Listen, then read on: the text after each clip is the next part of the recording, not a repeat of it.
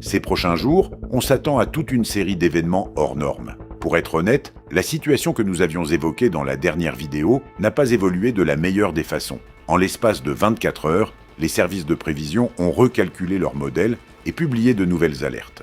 La situation est devenue nettement plus préoccupante qu'hier encore. Et cela ne concerne pas seulement l'Europe. Le niveau de danger est maximal. Toutes les prévisions dont je vais vous parler sont récentes et vérifiées auprès de plusieurs sources indépendantes. Le tableau qui se dessine est vraiment saisissant. Le 25 août, le sud de la France s'est réveillé littéralement dévasté. Dans la nuit, une tornade a balayé le département de l'Aude et rasé une partie du petit village de Pomas. Le vent a arraché les toits de près de 300 maisons. Et ce n'est là que la partie visible de ce qui se joue actuellement dans le ciel européen. Le Centre européen de prévision des orages violents, Estofex, a placé le nord-est de l'Espagne et le sud de la France en alerte maximale, le niveau 3 sur 3. Pour comprendre à quel point l'atmosphère est chargée, un seul chiffre suffit. L'énergie disponible pour les orages atteint ici environ 2000 joules par kilogramme. Un orage d'été classique se contente de bien moins que cela. Dans le même temps, l'air se refroidit avec l'altitude à une vitesse anormale, plus de 7 degrés par kilomètre. Et le vent souffle dans des directions différentes selon l'altitude, avec une force telle qu'il transforme un simple orage en tourbillon. C'est justement à cause de cette combinaison que les météorologues avaient écrit noir sur blanc, dans leurs prévisions, le mot « tornade ». Et comme vous le voyez, ils ne s'étaient pas trompés. Certains orages isolés au-dessus du sud de la France pourraient fusionner en un seul système géant.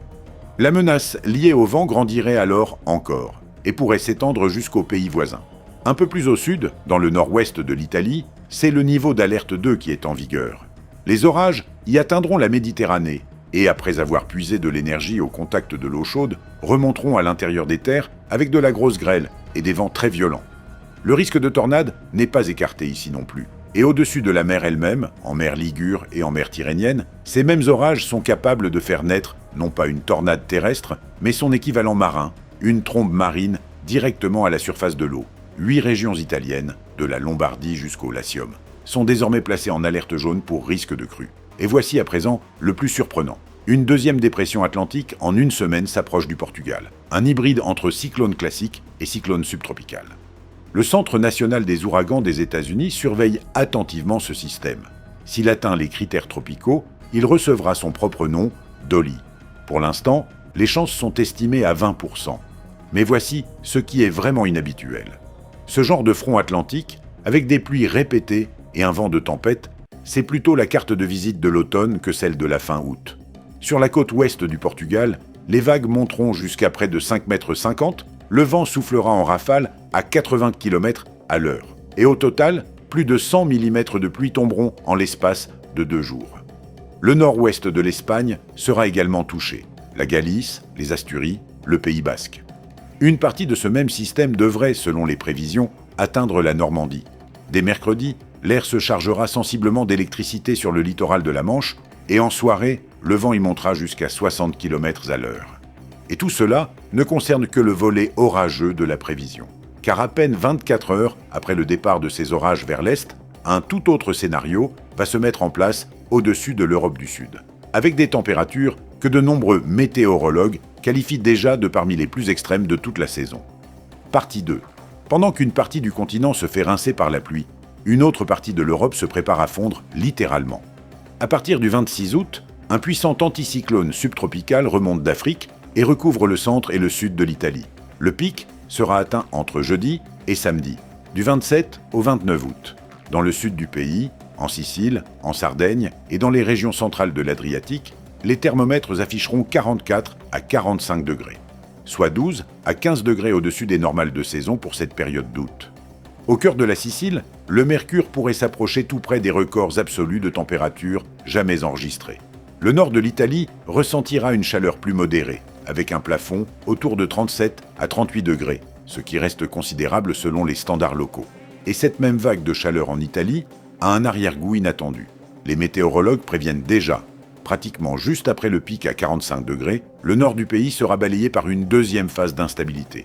Ce sera le 7e front atmosphérique à traverser l'Italie, rien que pour le mois d'août, un nouveau record d'intensité pour cette saison. Les détails restent encore incertains, mais la protection civile italienne a déjà fait une déclaration. Dans la nuit de jeudi à vendredi, le 28 août, les orages dans le nord du pays risquent de prendre l'allure d'une véritable catastrophe naturelle, avec de la grêle et des rafales de vent destructrices. L'Espagne recevra sa dose de canicule juste derrière. Après les tempêtes dont nous avons parlé plus haut, une nouvelle vague de chaleur dépassant les 40 degrés démarrera dès jeudi. Le littoral se réchauffera un peu moins, mais l'intérieur des terres, après un début de semaine plus frais, ressentira une hausse brutale des températures. En Grèce, la canicule bat déjà son plein, 38 à 40 degrés sur presque tout le pays, avec des pointes locales jusqu'à 42 degrés. Les autorités ont déclenché l'alerte rouge dans pas moins de 12 régions. Le danger ne vient pas seulement de la chaleur elle-même, elle s'accompagne d'un vent de force 7, et les météorologues appellent carrément cette combinaison un cocktail propice aux incendies. Selon les prévisionnistes, cette vague ne devrait pas refluer avant au moins le début de la semaine prochaine. Un autre épisode inhabituel se déroule autour des îles Baléares. À Minorque, le 26 août, un temps nuageux est attendu avec des précipitations épisodiques, mais pas ordinaires, teintées par la poussière venue du Sahara. Combiné à une atmosphère instable, cela maintient ici un risque de météo-tsunami, un phénomène où une chute brutale de la pression atmosphérique fait bondir le niveau de la mer en quelques minutes à peine, comme une véritable vague de tsunami, mais sans mouvement de la croûte terrestre. La Grande-Bretagne se prépare à un scénario similaire. Le service météorologique britannique a émis des alertes jaunes pour orages concernant le nord de l'Angleterre, l'Irlande du Nord et l'est de l'Écosse, avec jusqu'à 60 mm de pluie attendus au total. Une série de dépressions qui se succèdent pourrait, selon les prévisions, persister sur l'île jusqu'à la fin du mois d'août. Et le problème ne se limite pas à la pluie. Après la récente vague de chaleur record, le sol s'est asséché et durci, et une terre pareille n'absorbe plus l'eau, elle la fait ruisseler, d'où le risque de crue soudaine. Un scénario comparable se dessine également au Benelux. Selon l'Institut météorologique néerlandais, à partir du 26 août, la Belgique et les Pays-Bas se retrouveront en périphérie d'une zone de basse pression au-dessus du golfe de Gascogne. Un air tropical continental s'installera, déstabilisant l'atmosphère, avec un risque de véritables orages violents, grosses grêles, rafales, pluies intenses en peu de temps.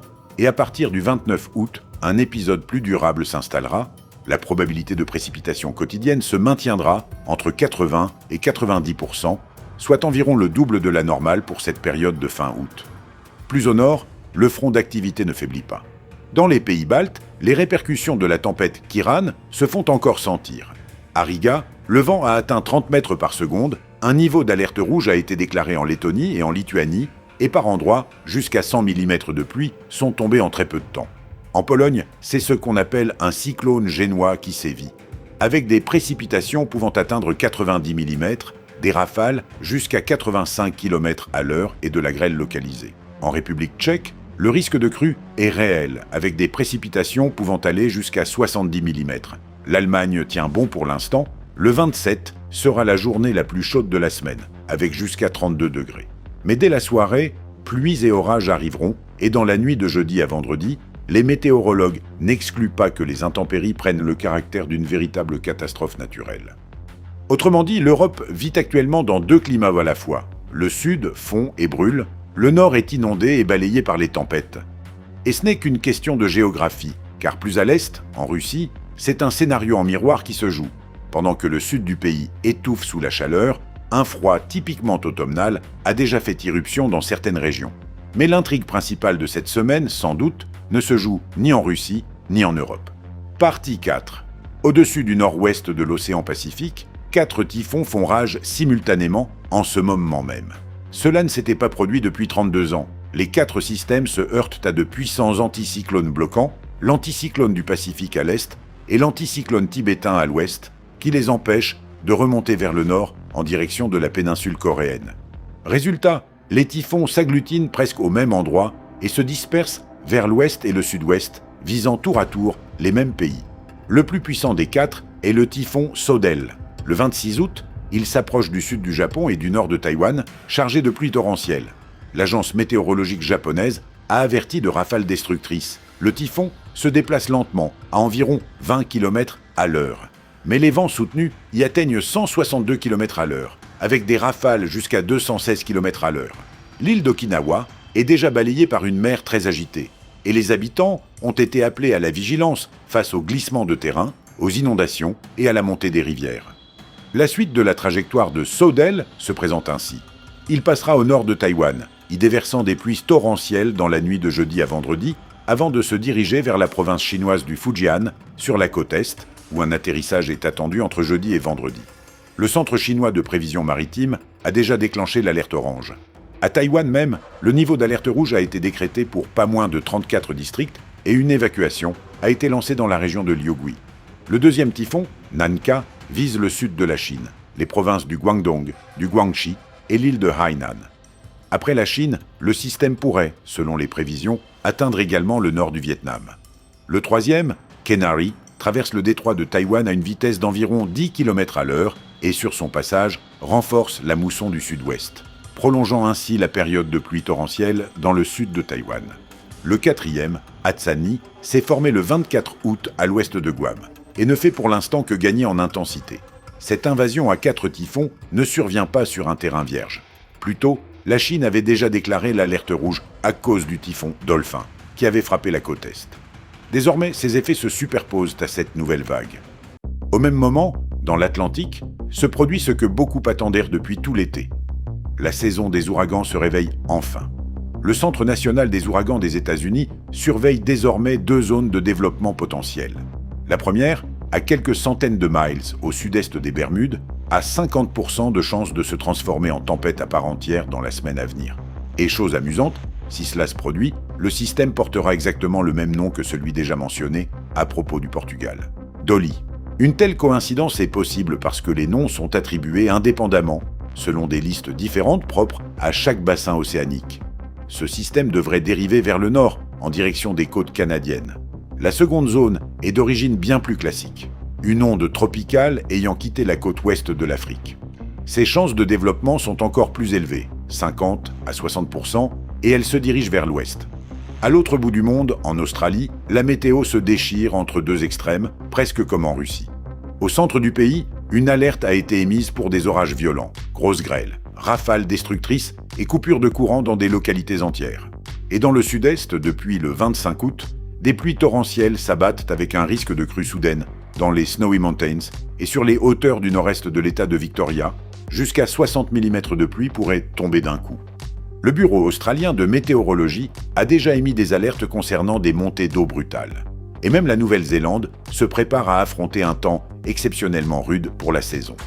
Les météorologues préviennent d'une tempête hivernale importante qui s'abattra dans les prochaines 24 heures sur l'île du Sud, pluie torrentielle sur la côte ouest et plus de 30 cm de neige directement sur les routes, en plein cœur de la transition hivernale printanière propre à l'hémisphère sud. Nous continuons à rassembler les données pour une nouvelle vidéo consacrée aux prévisions de septembre. Selon les premières estimations, ce premier mois de l'automne s'annonce déjà éclatant et contrasté. Vous pourrez en juger par vous-même. En attendant, allez regarder l'une de nos vidéos précédentes sur notre chaîne YouTube consacrée à d'autres menaces naturelles.